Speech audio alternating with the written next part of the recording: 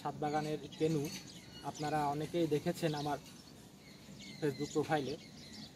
তো আর রাখা যাবে না, ফলগুলি হারভেস্ট করে ফেলতে হবে। তো আমি শুরু করি। সাইজটা একটু দেখেন আপনারা, বেশ বড় সাইজ।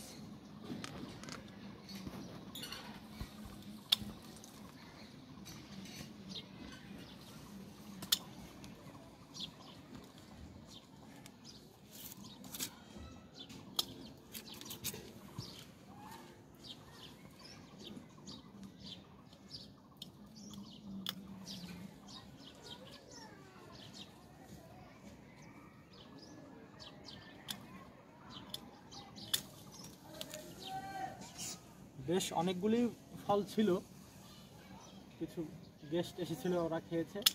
আসলে ফলগুলি ছিটতেও ভালো লাগে না, কারণ দেখতে এত সুন্দর।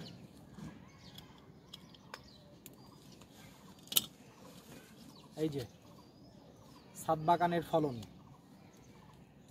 ছাদ বাগানে যদি এত সুন্দর ফলন হয় তাহলে আর কি লাগে।